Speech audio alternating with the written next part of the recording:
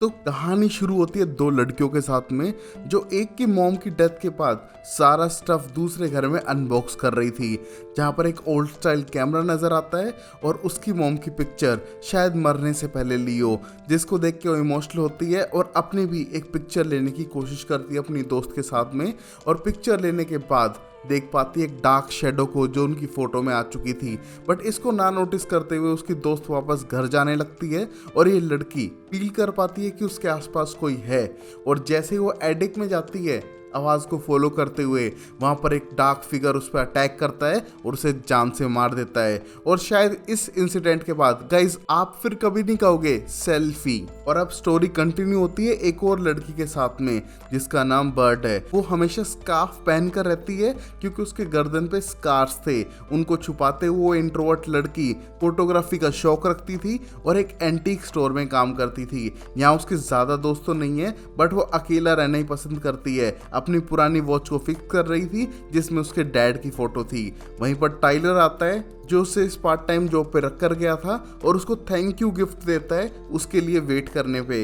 यहाँ पर वो SX70 कैमरा देता है जो 70s के टाइम में रिलीज हुआ था और यार्ड सेल से खरीदने के बाद बर्ड को गिफ्ट करता है क्योंकि उसे विंटेज चीजें पसंद है। इसको देख के इतनी एक्साइटेड होती है कि यहाँ पर टाइलर की ही फोटो खींचती है उससे और उसके बाद उस फोटो को फॉर्म होते देख पाती है उस फोटो शीट पर। बट तभी टाइलर उसे किस करने की कोशिश करता है क्योंकि उसे लगा था लड़की हंसी तो फंसी, बट ऐसा नहीं था। यहाँ पर बर्ड नाराज होते हुए कैमरे को अपने बैग में रखती है और सीधा घर जाने लगती है, जहाँ पर टाइलर को बुरा लगा था कि उसे ये ट्राई नहीं करना चाहिए था, ये इंडिया नहीं अमेरिका है। उसी मोमेंट पे वो अपनी साइकिल से घर पहुंच चुकी थी, अपनी मॉम से मिलती है और उसके बाद सीधा अपने रूम में जाती है जहां उसकी मॉम वापस अपनी नेक्स्ट शिफ्ट के लिए जॉब पर जा रही थी और वो डॉग की फोटो खींचने की कोशिश करती है इस पुराने कैमरा से, बट डॉग डर चुका था और उस पर भौंकने लगता है। इसी मोमेंट पे उसकी दोस्त केसी भी आ चुकी है जो उसे डराने की कोशिश करती है, बट वो ना डरते हुए उससे बात करती है कि किस तरह एक पार्टी है,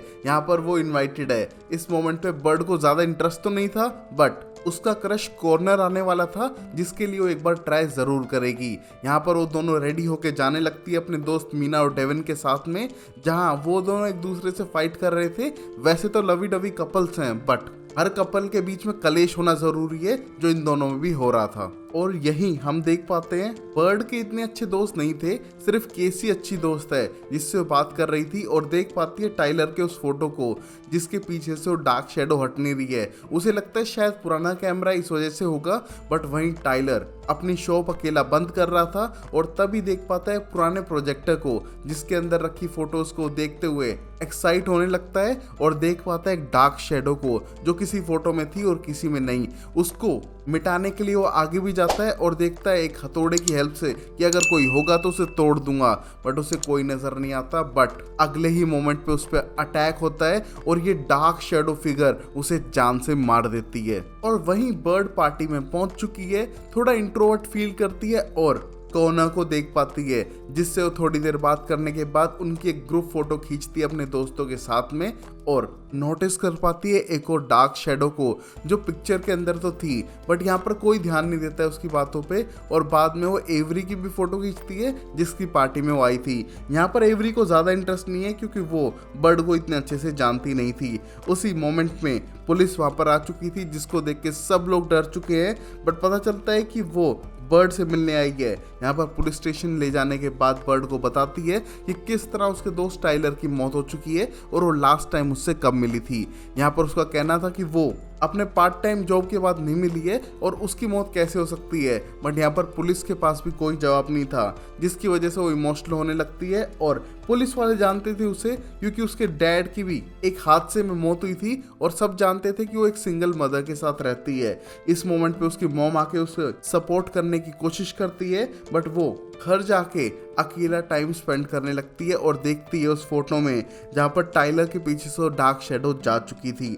इससे वो इमोशनल होने के बाद बाकी फोटोज को देख पाती है जहाँ पर वो डार्क शेडो सीधा एवरी की फोटो में जा चुकी है, बट तभी वो उसे रिमूव करने की भी कोशिश करती है और उसे लगता है कि शायद इस प्रिंट में ही कोई गड़बड़ है, पुरानी मशीन है, शायद कोई गड़बड़ हो, और उसके बाद सीधा सोने लगती है। बट एवरी के साथ वही सारी चीजें फिर से होने लगती हैं। इस मोमेंट पे एवरी पे वो डार्क शेडो अटैक करती है और उसे भी जान से मार देती है। अगले दिन बर्ड के पास फोन आता है उसकी दोस्त केसी का और बताती है कि किस तरह उसकी दोस्त एवरी की भी डेथ हो चुकी है स्टेयर्स पे से गिरने से।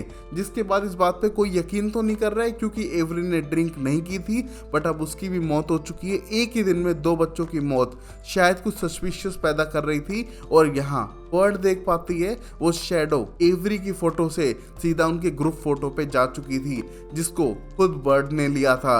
इस मोमेंट पे इमोशनल होने लगती है और अपने दोस्तों के पास जाकर सारी स्टोरी बताती है। पहले तो उसकी बात पे कोई भी यकीन नहीं करता, उसे लगता है कि शायद इतने बड़े हादसे के बाद बर्ड सक पका गई है, बट ऐसा नहीं था क्योंकि जैसे ही डेविन उस फोटो को बर्न करने की कोशिश करता है, यहाँ पर मीना उसका हाथ बर्न होने लगता है कि फोटो का इफेक्ट फोटो वाले लोगों पे भी हो रहा था, जिसको देख के वो मीना की आग बुझाने की कोशिश करते हैं। बट बर्ड समझ चुकी थी कि फोटो की आग बुझानी है और जैसे ही फोटो की आग बुझती है आग जा चुकी थी और फोटो अपने आप को रिकवर करके अपनी फुल स्टेट में वापस आ चुका है। और ये देख के सब लोग डर चुके थे और कहीं ना कहीं बर्ड को ब्लेम करने की कोशिश करते हैं। बट यहाँ पर केसी और कोना कहते हैं कि इसमें इसकी क्या गलती है, इसे भी नहीं पता था, ये ओल्ड कैमरा उसके पास आया था तो इसको इसकी हिस्ट्री के बारे में कुछ नहीं पता होगा। यहाँ पर सब लोग इमोशनल थे और सोचने की कोशिश करते हैं कि कैसे वो बच सकते हैं, बट उन्हें पहले हॉस्पिटल जाना होगा मीना और केसी के जले हुए हाथ का इलाज करने के लिए। इस मोमेंट पे बर्ड बहुत ज्यादा इमोशनल हो जाती है इन सब ब्लेम के बाद में और रोते हुए एक कोने में बैठ चुकी थी, जहां पर कोना उसको हेल्प करने के लिए और सपोर्ट करने के लिए आता है और वो बताती है कि किस तरह उसकी डैड की मौत का भी जिम्मेदार वो खुद को ही मानती है। उसको छोड़ने के चक्कर में उनका एक्सीडेंट हुआ था और यहाँ फिर से उसकी वजह से गड़बड़ हो चुकी है। बट यहाँ पर कोना उसे सपोर्ट करता है कि इसमें उसकी कोई गलती नहीं है, बट हमें उस कैमरा के बारे में बहुत कुछ और पता करना पड़ेगा जिससे कि हम कुछ कर सकें। यहाँ पर उसका केस जो एंटीक स्टोर में रह गया था उसे लेने के लिए कोना के साथ जाती है, बट उसको उसी की कार में रुकने के लिए कहती है क्योंकि वो डीमन कोना के ही पीछे आएगा क्योंकि वो उस फोटो में था। यहाँ पर अकेले जाके उस केस को निकालती है बट देख पाती है उस डार्क शेडो को जो उस पर अटैक कर रही थी। बट यहाँ पर जैसे ही वो गिरती है उसकी वजह से एक स्टीम पाइप लीक होने लगती है और यहाँ इस डीमन पे उस स्टीम का असर होता है और वो भाग जाता है। यहाँ पर टाइम मिल चुका था बर्ड को वापस बाहर आने का और आने के बाद पूरी स्टोरी बताती है कि किस तरह उस पर भी अटैक करने की कोशिश की है, बल्कि वो तो फोटो में थी नहीं। बट तभी ध्यान से फोटो को देखता है कौन है और बताता है कि वो एक रिफ्लेक्शन के अंदर है, तो मतलब उसकी भी जान खतरे में होगी। ये सब देख के वो डरते हैं और सीधा केस को ले जाते हैं हॉस्पिटल की तरफ और फोन करते हैं मीना को कि अकेले मत रहना, वो डीमन अब स्टार्ट कर चुका है लोगों को मारना। इस मोमेंट पे मीना अकेली थी, वो बाहर जाने की कोशिश भी करती है अपने बॉयफ्रेंड डेविन के पास में, बट तभी वो डीमन पहुंचकर वहां पर अटैक करता है और जब डेविन ढूंढने आता है तब तक मीना मर चुकी थी। इस हादसे के बाद सब लोग इमोशनल थे, स्पेशली डेविन जो बार बार ब्लेम कर रहा था बर्ड को कि ये सारी उसकी गलती है। बट तभी कोना उसे सपोर्ट करते हुए उस केस के अंदर से एक चिट को निकालता है जो कैम को ऐसा एविडेंस रख रही थी एक होमिसाइडल केस में जो 28 अक्टूबर 1974 को हुआ था। यहाँ पर लाइब्रेरी में जाने के बाद उसके बारे में रिसर्च करते हैं और पता लगाते हैं ये कैमरा बिलोंग करता है आरजीएस से, जिसके इनिशियल कैमरा पे भी थे। उसने 3 बच्चों का खून किया था और वो एक फोटोग्राफी टीचर था, उसका नाम रेलैंड था और वो 1974 में 3 बच्चों को तो मार चुका था, बट चौथे बच्चे को मारे उससे पहले पुलिस ने उसे मार दिया था। यहाँ पर कैम को एज एविडेंस लिया गया था क्योंकि उसके मौत के टाइम पे उसी के हाथ में था। ये सारी बातें अपने दोस्तों को बताते हैं जो डर चुके थे कि मरने के बाद कुछ चीजें कर्स हो जाती हैं, शायद एक कैमरा भी हो, और इसके ऊपर हॉट स्ट्रीम का असर हो रहा था। मतलब ये कैमरे की तरह एक्ट कर रहा है डीमन और उसके ऊपर हीट और लाइट का इफेक्ट होने लग रहा था और उसको यूज करते हुए शायद वो इसको ख़त्म कर सकते हैं और अपनी जान बचा सकते हैं। बट तभी उन्हें डर था कि रात के टाइम पे शायद ये डीमन उनको पूरी तरह से वॉन्ड्रेबल पाकर मार सकता है। वहीं डेविन इमोशनल होते हुए बर्ड की फोटो खींचने की कोशिश करता है जिससे कि पहले वो मरे क्योंकि वो डिजर्व करती है, ये सारी उसी की मिस्टेक है। बट तभी उसे रोकने की कोशिश करता है कोना क्योंकि उसने जानबूझ के किसी को नहीं मारा है और गलती से डेविन की फोटो खींच जाती है, जिसके बाद वो इमोशनल था। यहाँ पर लड़ने की कोशिश करता है बट पुलिस उसे उठाकर जेल में डाल देती है एक पुलिस वाले पर अटैक करने के जुर्म में। यहाँ पर बर्ड और बाकी दोस्त उसे छुड़ाने की कोशिश भी करते हैं बट पुलिस मानने वाली नहीं थी, क्योंकि शेरिफ पहले ही गुस्सा था ऐसे बच्चों पे जो इतनी शरारत करते हैं। उस मोमेंट पे हम देखते हैं वो डेविन को सॉरी बोलते हैं और ट्राई करते हैं उसे जल्द से जल्द बाहर निकालने का, बट डेविन का कहना था कि कोई बड़ी बात नहीं है, वो शायद डिस्ट्रैक्ट कर पाएगा उस डीमन को, तब तक कोई सॉल्यूशन निकाल सकते हो तुम, शायद तुम ही जिंदा बच जाओ। जिसके बाद हम देख पाते हैं डेविन की फोटो में वो शैडो शिफ्ट हो चुकी थी और ग्रुप से निकल चुकी है। इस मोमेंट पे रोयलैंड के बारे में जानने लगती है केसी बैठकर स्कूल में और बताती है सारी इन्फॉर्मेशन बर्ड को, और उसके बिहाफ पे वो उसकी वाइफ के पास जाने लगते हैं जिसने नाम चेंज कर लिया था। यहाँ पर उसको उसके हस्बैंड के कैमरा के बारे में बताते हैं, RJS के बारे में बताते हैं, बट तब वो एक्सप्लेन करती है कि ये कैमरा उसकी बेटी रिबेका का था, उसे उसके दोस्तों ने बुली कर करके मार डाला।